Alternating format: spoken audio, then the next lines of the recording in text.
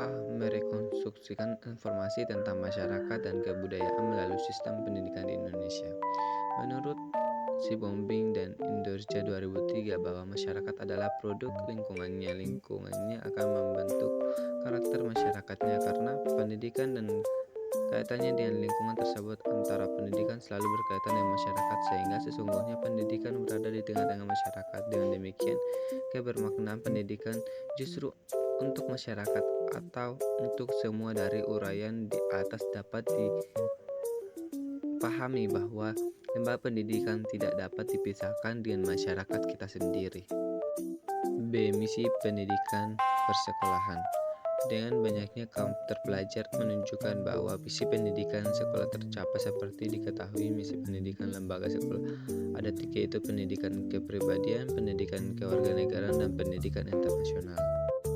C. Sekolah sebagai sarana rekonstruksi masyarakat. Sekolah sebagai lembaga pendidikan yang berada di tengah-tengah masyarakat hanya akan berdiri apabila ada kerjasama dan dukungan yang ada penuh pengertian dari masyarakat, dari keluarga. Sistem sekolah terwujud dengan munculnya cara interaksi sosial yang khas. Analisis perajuan sekolah sebagai organisasi sosial dicirikan oleh E. Memiliki suatu penghuni yang tetap. B. Memiliki struktur politik atau kebijaksanaan umum tentang kehidupan sekolah. C. Memiliki inti jalan sosial. D. Mengembangkan perasaan atau semangat kebersamaan sekolah. Dan E. Memiliki suatu jenis kebudayaan atau subkebudayaan tersendiri. Uraian tersebut di atas menunjukkan bahwa sekolah memiliki peranan dalam merekonstruksi pendidikan masyarakat. D. Paradigma pendidikan. Pengaruh eksternal dan internal dalam pengelolaan pendidikan. Kata paradigma dalam bahasa Inggris adalah paradigm, yang berarti model, sedangkan Barker menyatakan bahwa kata paradigma berasal dari bahasa Yunani, yaitu paradigma, yang juga berarti model, pola, dan contoh. Menurut istilah Adam Smith mendefinisikan paradigma sebagai cara kita memahami kehidupan seperti air bagi ikan. Adapun pengelolaan pendidikan di Indonesia dipengaruhi oleh berbagai faktor eksternal dan internal, yaitu pengaruh eksternal, kebijakan pemerintah. Kebijakan pemerintah yang ditetapkan oleh pemerintah memiliki pengaruh yang disingkirkan terhadap perencanaan dan pelaksanaan pendidikan.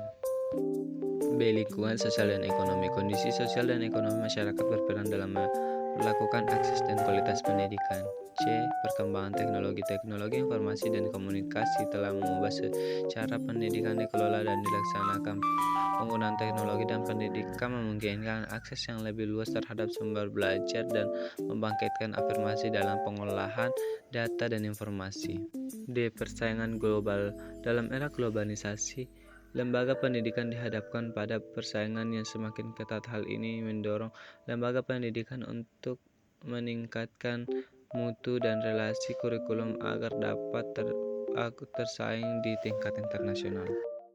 D. Paradigma pendidikan. Pengaruh eksternal dan internal dalam pengolahan pendidikan. Yang kedua itu pengaruh internal.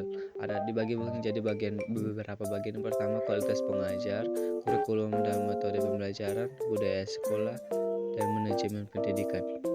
Kesimpulan, bahasa pendidikan di Indonesia memiliki peran penting dalam rekonstruksi informasi tentang masyarakat dan kebudayaan. Pendidikan bukan hanya berfungsi sebagai alat untuk mentransfer ilmu pengetahuan, tetapi juga sebagai media pelarian budaya dan pembentukan identitas. Selain itu, misi pendidikan persekolahan tidak terbatas pada pengembangan interaksi semata, tetapi juga mencangkup pendidikan kepribadian dan keberagaman.